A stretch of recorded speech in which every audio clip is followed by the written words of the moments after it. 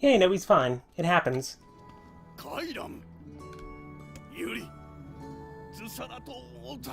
I believe this language is gibberish, or gibberish made from Japanese verbal, or Japanese syllables, rather. 改ざむでさらと言うとしやととんさとち Oh, okay. こすきさおさらえをしえてきったペルは改ざんあさきかえさらとあやりあとルールーたたゆりたさち要領カイロン押してキルたちエクグギリスアーガイルカヤリカイザムアーチエテスレタだそれでカイザムチタレル So summary for people who, or for people watching the archive and not paying 100% attention. He went into the dungeon to retrieve his father's mask.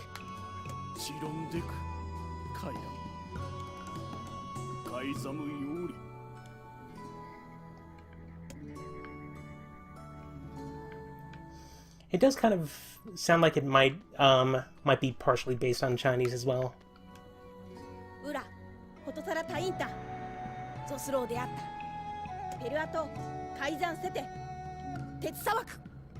Rad. I appreciate the offer, but I'll have to pass.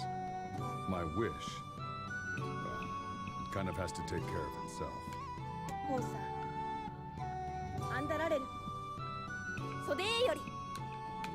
I think I just gave us an order. He wants to grant a wish for somebody A new wish. in response to what we did. Fine. I want you to make rule 0. And it's gonna say that if people don't like a rule, they can vote to change it. Damn. A splendid idea.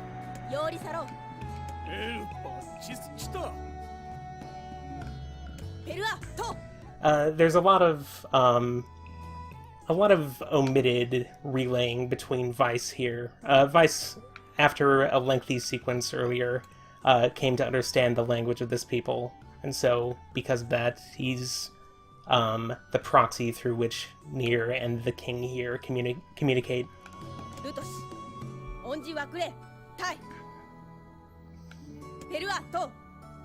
Alright.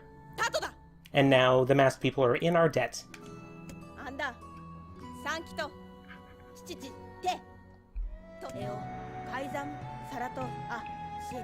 You know, it's not really important that I let this audio play out, I think.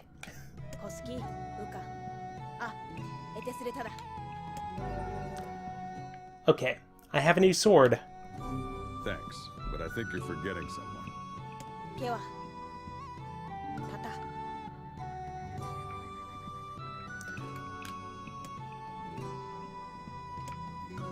Alright, well then. Hey. Alright. Sadly, the Black Scrawl is incurable even to these people.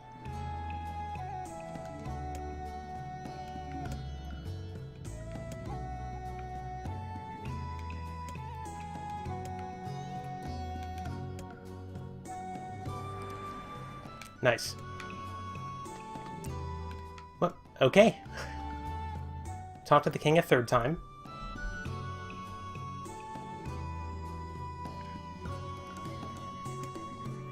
Sure, why not? Alright, well, Just try not to get yourself kidnapped again. one day we will return as friends. And that day is later today, when we finish some side quests. Hey, we got a sealed verse! Honestly, I don't really use the latter sealed verses. I'm basically good with the About Yona. Let's go back. with the Dark Blast, the Dark Lance, and the Dark Hand. However, I do have to go shopping here. I can purchase materials. Okay, that's good. Oh wait, I can buy wolf hides here. Well, that's going to be useful. But I'm going to wait until I absolutely have to. Alright.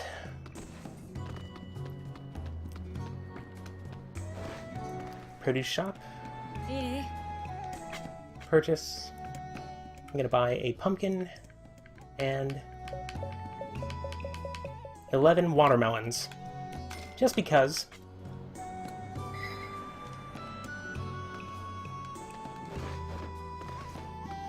Yeah, those wolf hides are pretty expensive. But,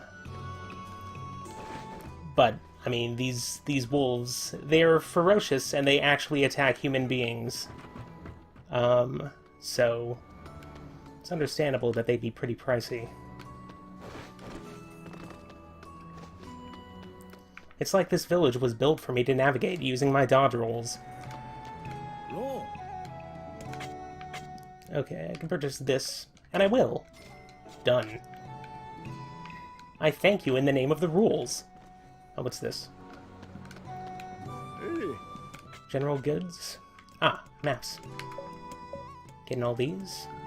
Oh, I could purchase seeds for farming. Well, that's great. Let's see here.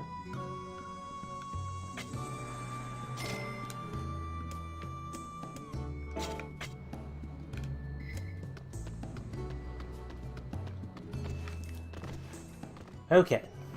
Talk to this strange thing shopkeeper. He doesn't have anything to actually sell. Just has a bunch of nonsense, bric-a-brac, museum pieces. Okay. So now, let's save. A courtesy save.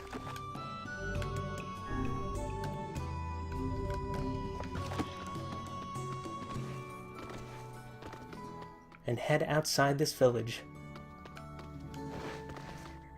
Ugh. The analog stick on my Xbox controller is really starting to wear out. I ordered replacements, but it feels kind of like the rubber is coming apart, which is no good, especially when fishing. Thankfully, I took care of a lot of that. Oh, okay, yes.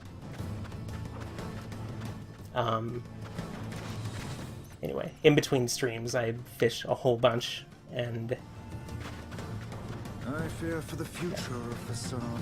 No matter how good his intentions, with the king so young. The people will make up for whatever the king allows.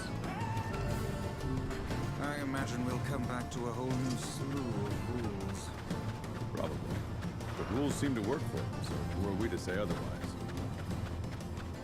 Oh, come now. There are as many ways to view the world as there are people in it. Perhaps you have learned something on this journey after all. Maybe. What do you think, Kaine? nice.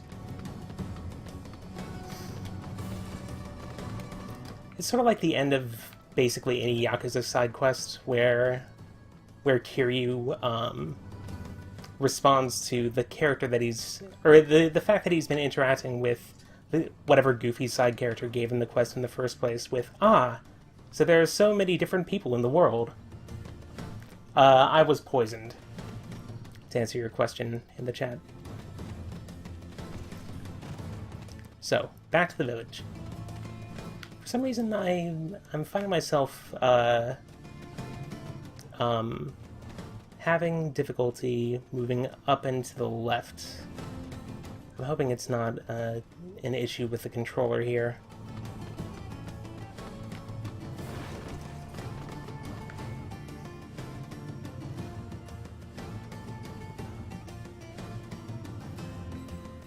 Alright, back to Village.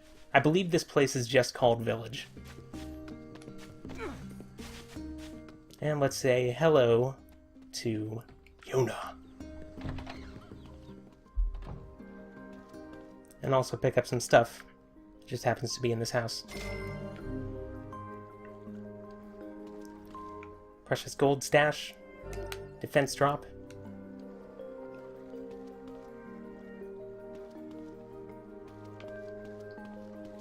Hi there.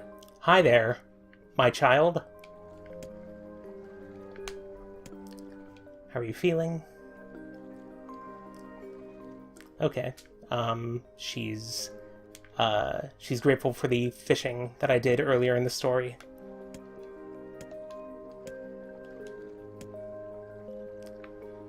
Yeah, sure, I'll stay with you tonight. Excellent.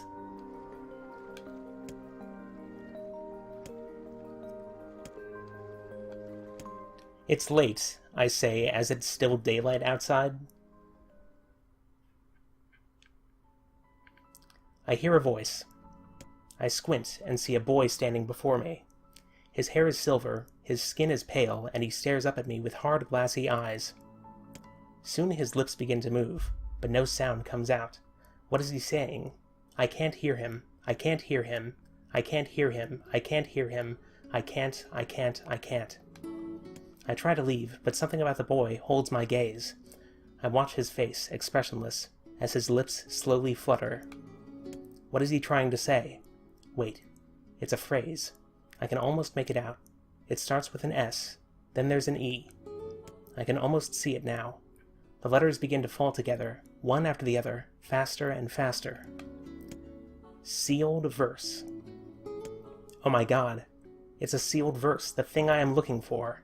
The key to saving my little girl. I stare at the boy with renewed ferocity, trying desperately to make out his next word. Dream. Dream? What? What the hell does that mean? The lips move again, faster now. I can't follow them. Damn it! I can't make it out! I want to scream. I want to tear the walls down around me, but instead, I force myself to be calm. I can do this. I can do it for Yona. Slowly, ever so slowly, I parse out the letters that make up his final words. Forest of Myth.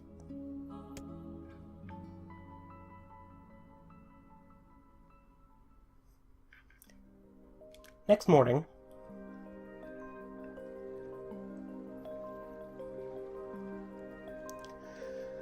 yeah, kind of a messed up dream, huh?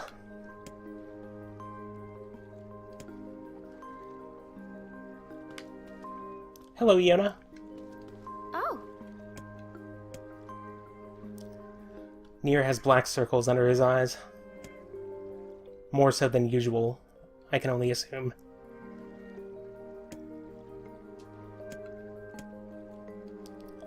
Yona had a weird dream last night.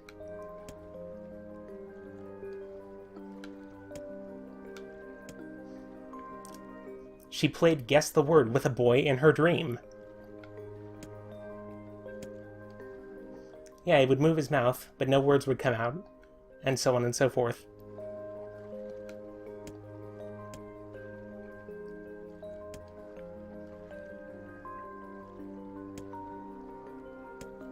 Yeah, sure, I'll help you study, huh? Well, bye.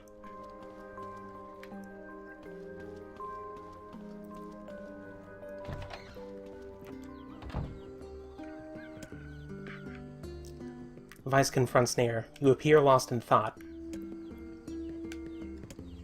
Alright.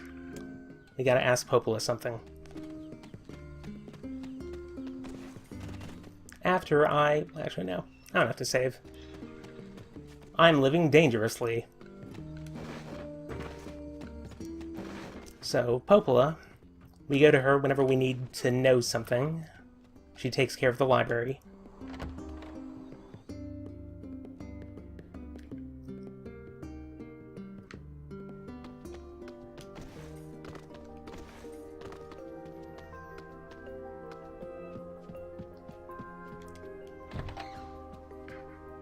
Alright, Popola. What do you got for me?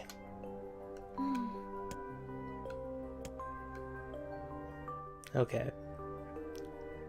She received a strange letter that reads, Dearest Popola, I hope this letter finds you well. I am writing in hopes of bringing to your attention a certain dream issue of concern regarding recent events in Dream the Village. I was hoping I might be able to get your advice, Dream, on the matter. Recently, there have been dream reports, dream of a certain dream of dream, evil dream, empty dream, curse, dream, evil dream, words, dream, and etc., etc. Yeah. It's from the mayor of a small village in the Forest of Myth. They're a bright and talkative group of people.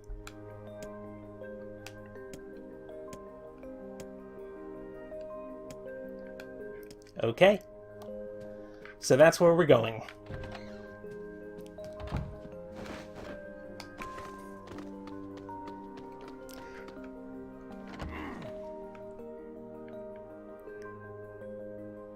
Again, I just want to see a YouTube video of somebody doing the dodge roll maneuver successfully without getting hurt. It seems implausible to me, personally. Well, let's go. That's right, I have to go up here.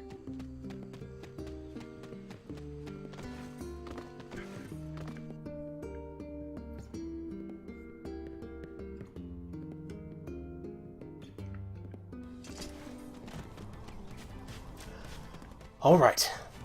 Now, thankfully I know exactly where the Forest of Myth is, and we can take our trusty boar to get there.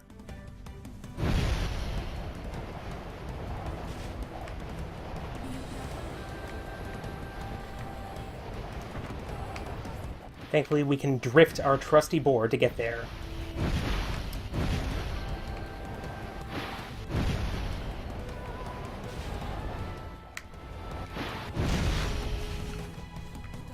He's okay. We'll walk it off.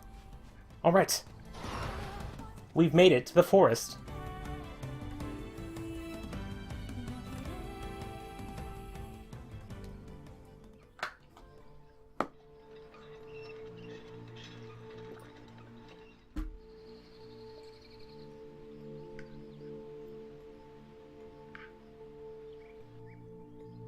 It sure is quiet here. Such silence bodes ill. There's trouble on the way. I'm sure of it. That's what I love about you, Vice. You're such an optimist. That's cheek. And this is a village basically like any other. Obviously takes place in this nice wooded area. There's a haze surrounding it, however. Let me just enter and scavenge for berries. There's a quest giver here.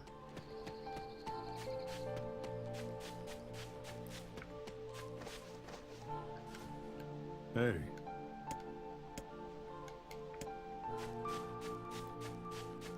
And the people around here are just standing and doing nothing. Hi there.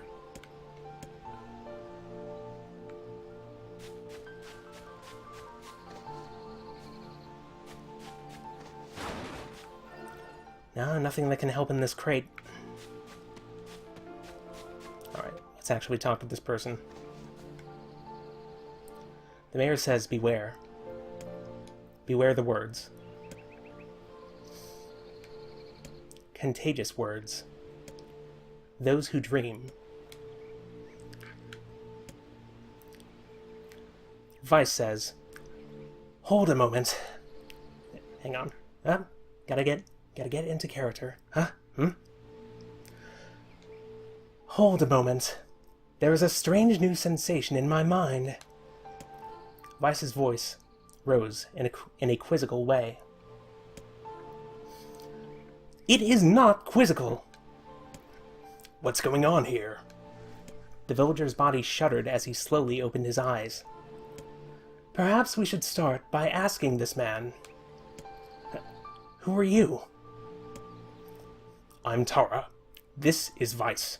We heard something happened in this village, so we came to see if we could help. The villager stared at Tara and Vice. If you can speak to me, I must have caught you in my dream. How's that again? The villager explained. In the past weeks, a mysterious disease called the Death Dream had spread across the forest of myth. Those who caught it were cursed to fall asleep and live forever within the world of their own dreams. The village mayor had determined that the Death Dream was spread from person to person by spoken words, but before he could learn more, the disease took him as well. Weiss stared at the mayor, his mouth twitching slightly. "Now see here," he said. "Are you saying that we have been absorbed into your dream?" Well, yes," said the mayor. "I think you have." "Oh, crap," said Tara. "So that means we've caught the Death Dream?" Before the mayor could confirm Tara's suspicion, Weiss exploded with rage. "Ridiculous! Preposterous! Completely unfathomable on every conceivable level! I don't even recall falling asleep!" The mayor attempted to take Weiss's complaints in stride. "That's just how the Death Dream works," he said, brushing aside the book's remarks. "My remarks shall not be brushed aside, fool! And it would behoove you to remember that this world allows me to view all of its narration." The mayor twisted his mouth into an embarrassed grimace, then quickly changed the subject to who Tara had seen and what they had discussed since coming to the village. "Something there must have caused you to enter my dream," said the mayor. "A certain conversation, a specific word, something." Tara and Weiss racked their brains, but could find no easy solutions. There were simply too many words to consider, too much random chatter, too many meaningless conversations. "Grimoire Weiss does not engage in meaningless conversations." The mere suggestion that Weiss chose his words carelessly seemed to sting his pride. "It does not seem to sting my pride, you bloated gasbag of a narrator. It has demolished it utterly." Irritated, Weiss looked skyward, as if searching for answers in the heavens. "I was doing no such thing! Just leave me alone already!" The anger created by his harsh words bled over to Tara like a contagion. "Wait," said Tara suddenly. "Did someone just say contagion?" "Yes, I believe so. What of it?" "Well, that villager told us to watch out for contagious words, right?" The mayor leaned forward with renewed interest, pushing a startled Weiss aside in the process. "Well... wrong voice. Well, he must have said something, right?" asked the mayor. Some specific combination of words? What was it?" "It was about dreaming, or something about dreams, or... oh, what the hell was it?" "A sheep!" cried Weiss suddenly, blurting out the first thing that popped into his head. The others stared at him for a moment before slowly shaking their heads. After a few more minutes of thought, Tara's face suddenly lit up. "I remember," he said. "Those who dream. That's what he said. I'm sure of it." At this, the mayor produced a thick sheaf of papers from his pocket. He flipped through them a few times before finally nodding his approval at Tara. "That sounds right," he said, as a stray sheet of paper fluttered to the ground. "My notes also mentioned something about that. I bet it was the last thing you heard before you fell asleep." The mayor shook his head, his worn pencil stub tracing lines across a lone piece of paper. "For the last month, I've done nothing but study the disease we call the Death Dream," he said. "I mean, I'm the mayor, right? It's my job to protect people from whatever comes along, but I never expected a couple of outsiders to start entering people's dreams." The mayor paused, a grimace crossing his face. "I should probably be taking notes or something." Weiss immediately fired back. "I applaud the force of will it takes to research a disease in your dreams," he said, "but perhaps we should bend your efforts to escaping this place instead of trying to understand it." The mayor's hand tightened around his pencil, snapping it off at the tip. I've tried to escape. From the very first moment I realized I was locked inside my own dream, I've been looking for a way out, but I don't think it exists. I mean, this is my dream, right? If there was an exit, I'd know about it. He paused for a moment, his unfocused eyes staring at nothing. My village was beautiful, he said to no one in particular, and it was filled with the most wonderful people you could ever hope to meet. But once this disease took hold, things changed. It's like someone took a sponge and soaked all the color out of our lives. I just want us to be whole again. I want us to be free. The mayor's voice took on a note of steely determination, and I won't stop trying until it happens. Tara nodded in agreement. Huh? Wait a second. I didn't nod. Why are you... Look, if we can be of any help, said Tara, just ask. Now hold on! I did not just say that! Silence! Cried Weiss. The grimoire looked from Tara to the mayor and back again, his face filling with confidence. Grimoire Weiss's face is always confident, thank you very much. Now see here, Mayor. You told us that nothing can exist in this dream without your knowing of it. But yet you seemed surprised to see us when we first arrived, yes? The mayor slowly raised his head, realization dawning on his face. Oh my god, he said. You're right. You're right! I had no idea you were coming! The human imagination is a limitless engine, said Weiss, and dreams are the fuel. If you can imagine an exit, then it must be so. With your permission, we shall search it out. Thank you, said the mayor. I don't know how I can repay you. Payment is not required. We are as eager as you to be done with this place. The mayor suddenly felt as if he could breathe again. He'd almost forgotten what it was like. Good luck, you two, he called at the departing forms of Tara and Weiss. We're all counting on you. As Tara slowly faded into the misty forest, the mayor was struck by a sense of déjà vu. I saw this man once before, he thought. But where? Tara's mood darkened as he trudged through the forest. I'm going to take a break to address the chat. Really didn't previously think about this as a metaphor for smartphones, but it does kind of fit, doesn't it? This was around 2010, so it's been... yeah, well, regardless. Okay. Hours earlier, when the beauty of the place was still a new thing, he'd been confident they could get in, find the exit, and be home in time for dinner. But the deeper they went, the more the forest closed in around him.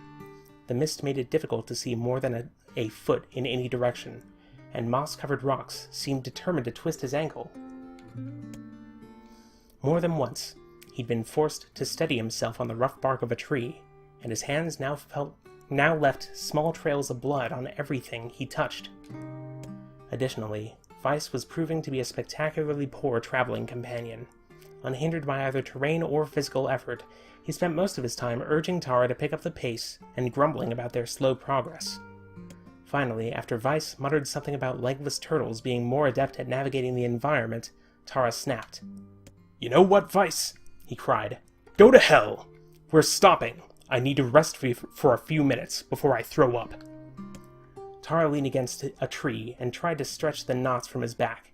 How can this stupid forest be so goddamn big? He muttered to himself. The moment the words tumbled from his mouth, a cacophony of insects sprang to life. As if infuriated by his lack of respect, every imaginable form of buzz, click, and hiss roared out with a volume that rattled his teeth. Tara slapped his hands over his ears and screamed to be heard. Weiss! What the hell is going on? Tara could see Weiss's mouth moving, but he might as well have been shouting in a tornado. The insects screamed, the forest howled, and then just as Tara's ears seemed ready to tear from his head and go running for cover, the sound diminished. Hesitantly, Tara removed the hand from his left ear and listened to the creatures of the woods. Zree, zree, zree, zree. Various onomatopoeias. I can't recreate these from my mouth. Wow. As the insect symphony dimmed another decibel, Tara began to detect patterns in the sound. This isn't random, he thought. It's not just white noise. It's something else. The insects weren't just calling out. They were asking a question. One with it suffers. Two with it is ideal. Three with it is dangerous. What is it? By my pages, is this a riddle?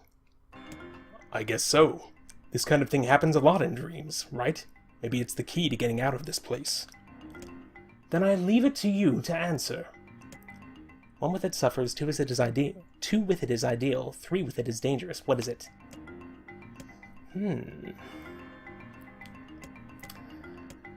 Answer is clearly a secret. Not gonna entertain the other ones. Inwardly furious that Weiss left the task to him, Tara sighed and gave the only answer that made sense. It's a secret. Right? The sound of the insects stopped as suddenly as it began. The forest undergrowth parted before Tara like a rippling wave, opening a new path. These forest arthropods are making a road for us, said Weiss with glee. Pleased at passing the test, Tara moved on with new intensity. The path offered his body relief from the undergrowth, but gave even greater cheer to his mind. As long as they were on a path, their journey had a purpose. Let's see here.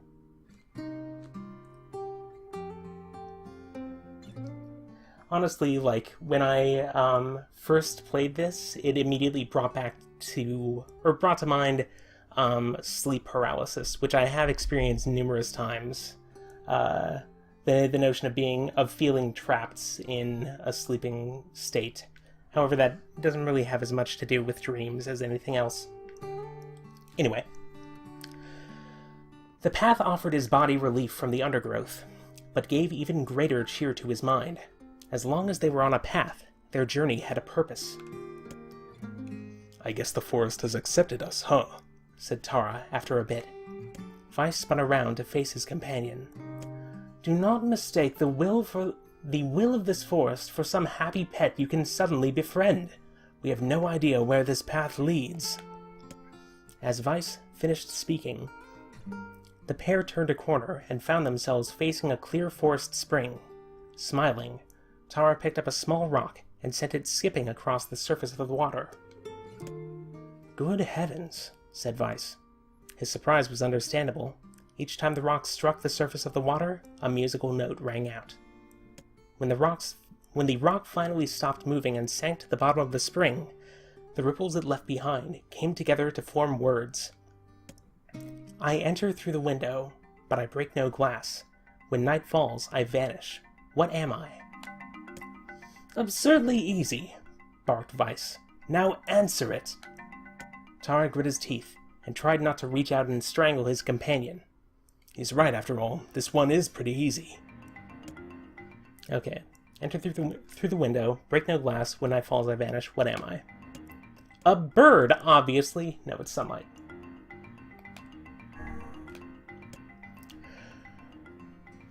A plume of water suddenly burst from the spring. Sunlight filtered through the trees and reflected off the plume, creating a shimmering rainbow that spanned the entire horizon. In all my years, said Weiss softly, I have never seen such a sight. Perhaps I have misunderstood the intentions of this place. Hey, look! Cried Tara, awaking Weiss from his daze. There's a house or something over there. Glancing in the direction of his friend's extended hand, Weiss saw a small cottage nestled among the trees. That's weird, isn't it, Weiss? I mean, who would build a house all the way out here? Tara walked over and pounded on the door. After a minute of solid banging, the door cracked open, and a small man peered out. His body was cloaked from neck to toe in a large black cape, while his face was obscured by mist. Began Tara, but before he can get any further, the cloaked man held a hand up and began speaking. I have 4 legs in the morning and 2 at noon, but I end the night with 3. The most obvious riddle ever. Really, honestly. Really, seriously. Anyway. What am I? Tara tried to ask the cloaked man who he was and what he was doing there, but he simply repeated the question. If we wish to engage this man in conversation, said Weiss, it seems we must answer his riddle. Yeah, I suppose, said Tara. Well, at least it's an easy one. Okay, what am I? A man, a demon, an angel. Turns out the answer is man. The mist dissolved from the cloaked figure as he spoke a single word. Correct. With that, the man flung his garment aside, revealing his true identity. You're the mayor! Cried Tara. The small man slowly shook his head. I am not the mayor you know. Now listen to my words. Long ago, I saw a version of you that was not yourself. You saw... Wait. You saw what? I'm sorry. I don't understand a thing you just said. It will make sense in time. At present, I simply congratulate you on cracking the seal of the Death Dream. Now you must go to the man at the forest entrance. With that, the man turned on his heel and slammed the door behind him. As Tara watched, mist seeped up from the ground and enveloped the cottage, erasing it from existence. When Tara and Weiss returned to the forest entrance, they found the mayor leaning against a tree. As soon as he caught sight of the duo, he sprang to his feet and scrambled over to them. Good gravy! He cried. You made it! You actually made it back! His left hand grasped Tara's and pumped it so fiercely it threatened to dislodge from the socket, while his right seized Weiss by the cover and swung him through the air. Gah! By the heavens! Stop shaking me, fool! We have not even told you if we were successful or not! The mayor smiled broadly and shook his head. I'm just happy you're alive. I didn't think I'd ever see you again. Tara withdrew himself from the mayor's eager handshake with a slight smile. We broke the Death Dream's seal, he said. At least, I think we did. The mayor's face beamed as Tara filled him in on the details. It turns out it's man. When the tale was done, the three of them laid down on the forest ground and fell asleep. Wait a second. That's crazy! Why would we just lay down and go to sleep? This is one hell of a story. Cease your endless prattle and go to sleep, fool. Fighting against the rules of this place is futility itself. Tara and the mayor obediently reclined atop the grassy earth. Have you forgotten, continued Weiss, it is words that control the Death Dream, words that allow us to move from place to place. No matter how unnatural they seem, the words are absolute. Therefore, if the words tell us to sleep, then sleep we shall. And once we do, the story will continue. With that, the trio found their eyes growing heavy, their breath slowing. Yeah, the lack of dialogue tags is really throwing me off. This is the first time, began the mayor. The first time I have felt tired since I was imprisoned here. His words were cut off by a loud, long yawn, and he remembered nothing more. They might have slept for an hour or a year. When they awoke, things had a slightly more real quality to them. The mist felt thicker, the leaves greener. It was clear that they had awakened from their dreams. Tara shook the mayor's shoulder gently. Good news, he said. We made it. Oh, wow, said the mayor in an odd voice. We did. I'm back. He blinked once, twice, as though not quite believing the sight before him. You two have no idea how much this means. The Death Dream had started to spread through our village, and I wanted to... Well, I thought I could figure out how to stop it, but I guess that wasn't the case. I must have caught the disease and become trapped in my own dream. The mayor started to stand, then collapsed back to the earth. He stared at his legs, as if trying to remember how they worked, then glanced at Tara and shrugged. Without a word, the fighter reached down and pulled the mayor to his feet. Real life may take getting... Oh. Okay. Dialogue tags. Right. Real life may take some getting used to. A wry smile crossed the mayor's lips.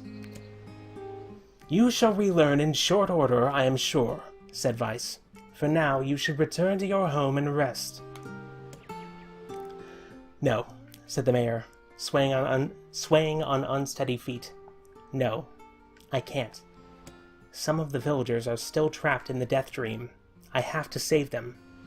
The mayor slowly made his way to the divine tree in the center of the village, then bowed his head and prayed silently. This is a holy tree, he explained when the prayer was finished. It is the guardian of our village's history and memories. Superstition will only make our mission harder, said Vice, or muttered Vice. We should not put our faith in the gods. Fell out of the voice there for a moment. The mayor shook his head. Not the gods, the words. Legend says that our tree is home to a powerful magic known as a sealed verse. Tara and Vice could not contain their surprise. It seemed a goal had been found in the most unexpected of places. I mean, the dream did kind of say, well, whatever. I have no idea who Alan Watts is. I'm so sorry, fully loaded. Anyway. I say, muttered Vice, this is certainly a stroke of luck. As the three of them said their goodbyes, Tara mentioned the strange man who had given them the third riddle and the mysterious words he had left them with. I once saw a version of you that was not yourself, muttered the mayor. What in the world? He lost in thought, he stared into space for a long moment. You know, he said softly, this is going to sound weird, but I had a feeling I'd seen you before too. Tara tried to keep a straight face, and failed, but the mayor didn't seem to notice. Deja vu, right? Anyway, I figure it's just some kind of illusion created by the death dream. It probably doesn't mean anything. Tara gave the mayor a nod and a smile, but inwardly his thoughts were racing. There's something wrong about the mayor and his words. I wish I understood what the hell was going on here. That riddle would prove to be the most difficult one of all. The mayor says, "Oh, thank you so much. Now I can finally return to a normal life."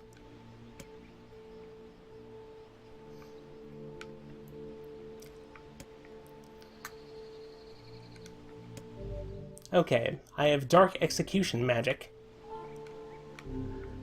And yeah, for a sealed verse that didn't take much effort. Was somebody guiding us to this village?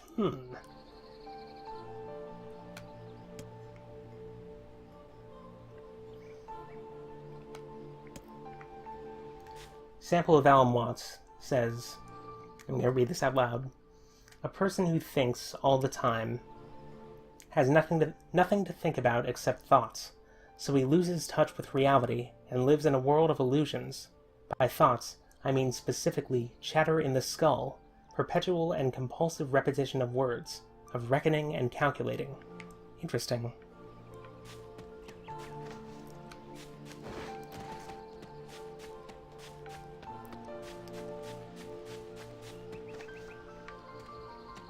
Okay. So, how many people do we have to... Or, like, I don't think we have to, but I'm going to, obviously. Like, this is... There's going to be a point of no return before the end of this stream, and I'm obviously going to be taking care of this. However, it does not seem like these are necessary, so I will hold on to those until the side quest portion of the stream, which is going to come up after the next thing.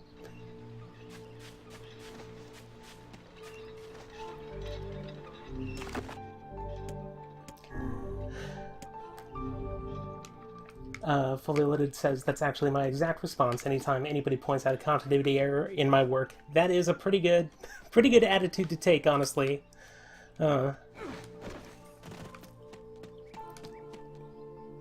Yeah, there's this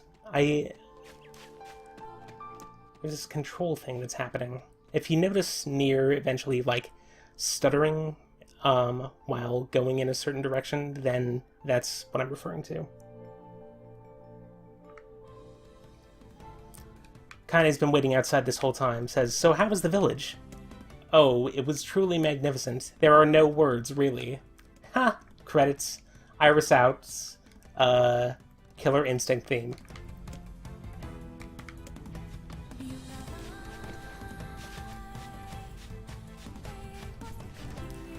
Okay, back to Popola.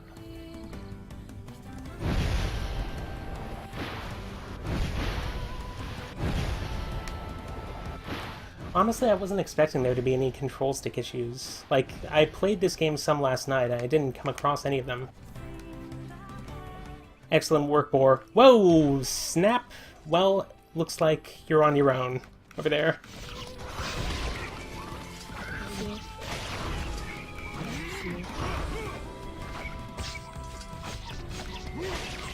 I mean, I noticed the fraying rubber at the end, or at the ends of this, or in certain places in the control stick, but the game is completely playable with that. However, I didn't notice anything going on with, like, my ability to move places. My ability to actually control the game, if that makes any sense.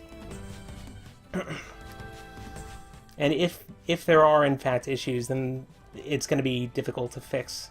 However, I have committed to repairing this if possible. Even though it's a wired Xbox 360 controller, I could honestly... whatever. Alright. By the way, thank you for enduring my voices. I do enjoy reading things out loud, if you couldn't tell. Let's see here. Okay, gotta go to Popola, who is up here in the library.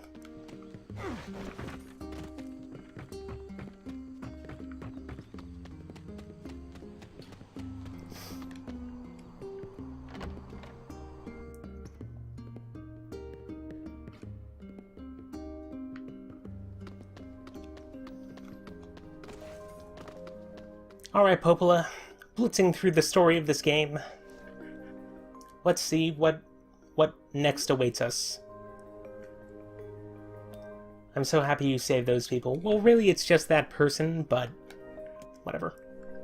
Dealing with all those words was a pain in the ass.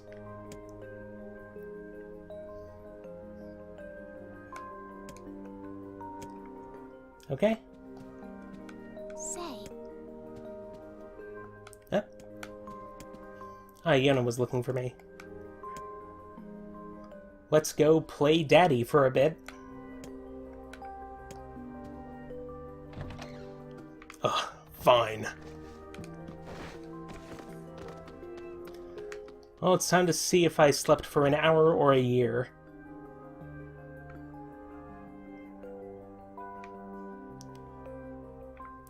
That journal entry mentions Kane and is September 21st. So I'm gonna assume that's well, actually, I don't think there's a starting point for the story in that. Hey, there's a letter in the mailbox. Dear Dad, today was awesome. Popola made me this huge cake that was really yummy, and everyone in the village has been wishing me happy birthday. It's fun. I feel like a princess or something. I don't feel sick at all today. In fact, I almost forgot I had this disease. So maybe you can forget about it too and come back home now? Yona.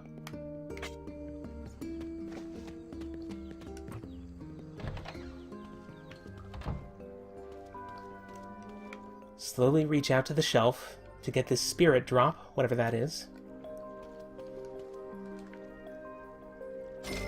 And another 700G. Yes! Hi. Oh. Okay, Yona needs a favor. But she's very shy about it. Apparently she has a friend who sent her a letter. A pen pal. How delightful.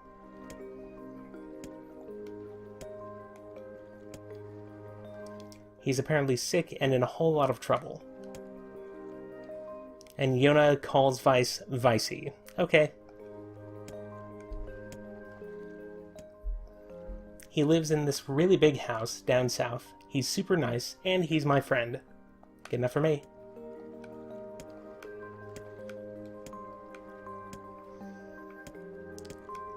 Honestly.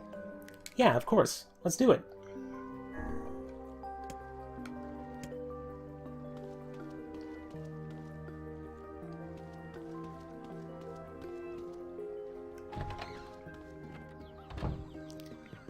Oh, my kid's got a boyfriend! Come on.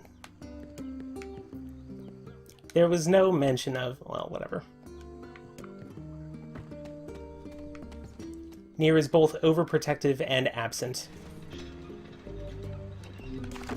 It's a pretty volatile combination.